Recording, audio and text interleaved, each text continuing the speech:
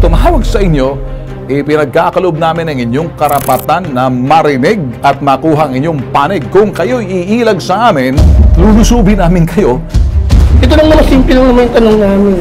Bakit may ibang tao nakapagbukas? Baka kasi nawala dahil may pagkukulang tayo. Magandang doktor, pagod na rin siguro lang. Hindi excuse yung pagod, sir. Trabaho mo yun. Trabaho mo yun, boss. Hindi na tayo makipag-argumento sa ganyan. Sino ba yung tama dito? Sino may pagkukulang dito? Sila ba kayo? Wala pang nakakaalam ko. Wala kang dito, sabi namin sila na wala eh. Oo, nagsisigaw. Kasi kaya kapag may camera kayo. Hindi kaya. Hindi pa tayo tapos sa ating pagtutuos. Abangan!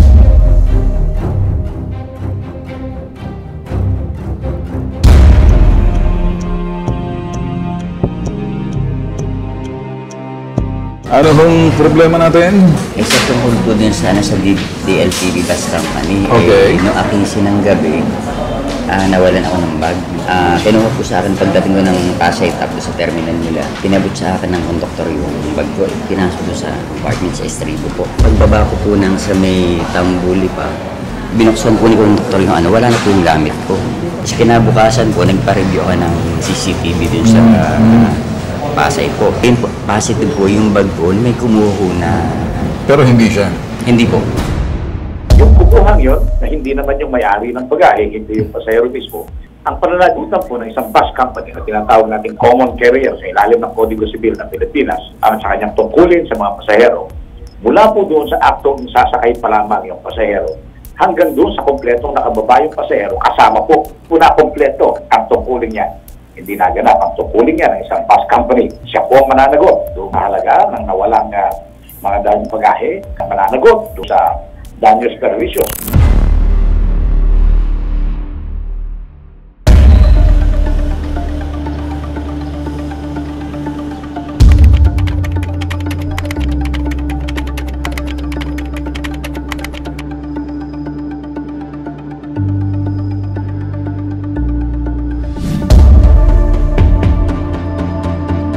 Magandang hapon, sir. Mga staff po kami ni Mr. Tulfo. Tagbitag po kami. Okay. Sir, lumapit po sila sa amin, sir, regarding dun sa nangawalang bagahe na. Kailan po nangyari yan? Noong aking isipan po. Akinsi pa? Opo. Ng Abril. Abril po. Siguro po para mapabilis tayo, no? Aha. I'm sure marami rin kayong gagawin. Gumawa na po ba kayo ng formal letter of complaint? Ganito po. Nasa HR na po namin. Okay, sige. Follow up natin. Pa-follow up ko kasi ako, terminal manager lang po ako dito. Ngayon, sir, may CCTV silang pinakita sa amin. Okay. Oo, na nakuha nga yung bag nila ng ibang tao. Nakuha ng ibang tao? Oo.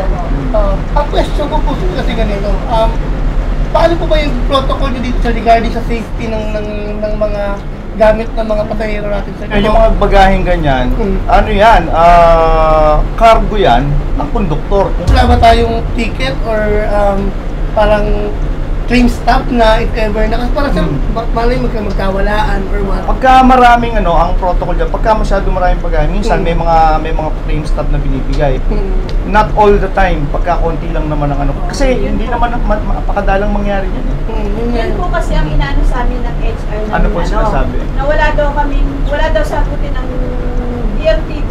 Bakit Kasi daw? wala daw pong ticket. Yung pong ticket nyo sa bus Kinuha sa meron? nila. Meron kayo rin? Opo. Ang ginaano nila, wala silang pananagutan kasi hindi daw tinikita ni konduktor Tapos yung bagahe. Dapat daw yun may ticket. Pero sir, the way you see it, sir, meron bang pagkukulang yung conductor natin? Meron. Pagka ganun, kasi bakit hindi niya napangalagaan yung bagahe na nandun.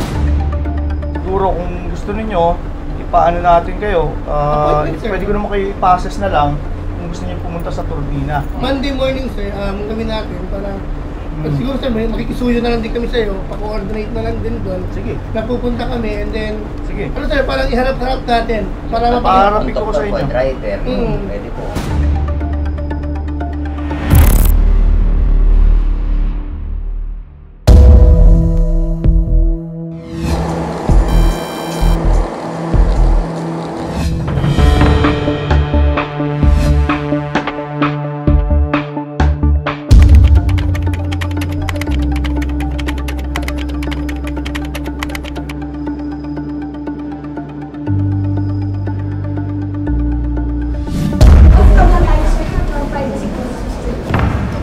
Ngayon sir, under evaluation yung sa driver at conductor namin.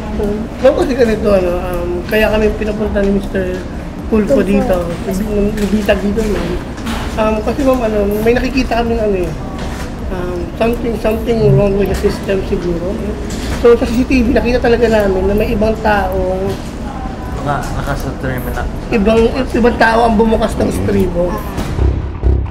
Pag may protocol ba tayo, ma'am, na regarding dun, di ba parang may hawak na parang susi yung estribo na yan? Yes, meron. Opo. So supposed to be dapat si conductor or si driver lang ang allowed magbukas nun, di ba?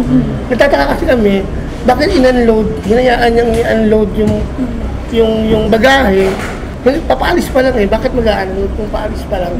Actually sir, yung CCTV hindi pa talaga namin nakikita. Kaya sir, ang pagtataka din namin, ma'am, kasi yung binigay na copy sa kanila is putol. Hindi napakita doon yung hindi napakita doon yung pag-abot ng bag sa conductor. Kaya parang sa amin, parang may establish na may binigay talaga siya.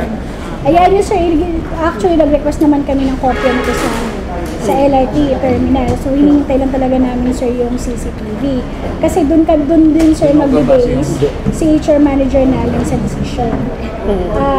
Ang sabi naman sir sa amin ng management, maghintay lang kahit at least 2 weeks para madesisyonan ni HR manager yung sa case ni sir.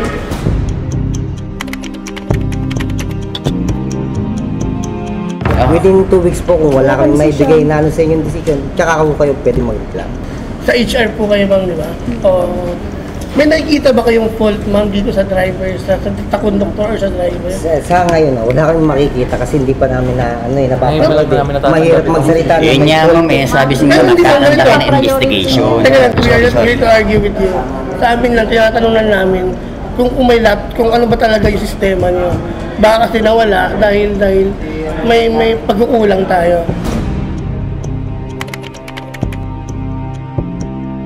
May protocol dyan, ganyan kung allowed ba dyan yung conductor. Siguro yung panahon na yun, kasagsagan ng daming tao, hindi mo na rin masasabi na ano yung tao, yung conductor doon. Pagod na rin siguro na. Hindi ka na namalay. Pwede natin sinabi na namalay. Hindi, sorry sir hindi excuse yung pagod sir. Hindi sabihin mo gaano ka-fresh ang mind mo, kung sa dami ng tao yung hindi mo kaya. Trabaho mo yung boss eh. Hindi na tayo makipag-argumento sa ganyan. Ikaw, hybrid ka masyado Sino may tama dito? Sino may mapagkukulang dito? Sila ba kayo? Ayan. Wala pang nakakaalam kung Wala kami namin sila naman eh. Ikaw, magtatanong ka tapos sasalungatin mo yung sagot. Kaya ganun ba namin eh? Kasi nakakati pala sa ayos. Ikaw wala sa akin. Oo, ano yung gusto hindi yan. Ayan mo na sir. Kasi kaya kapag may camera kayo, Wala nga tayong camera. Sir, gusto niya may camera, sir. Gusto niya may camera. hindi ako sunod sa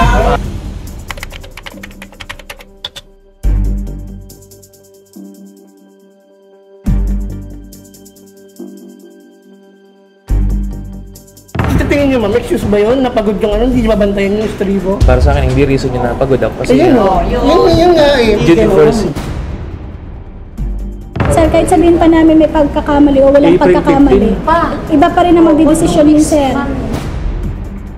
To wrap it up ma'am, ano po yung pwede nyong mabigay na assurance kay sir ma'am para masettle tong case na to? Basta within 2 weeks, sir.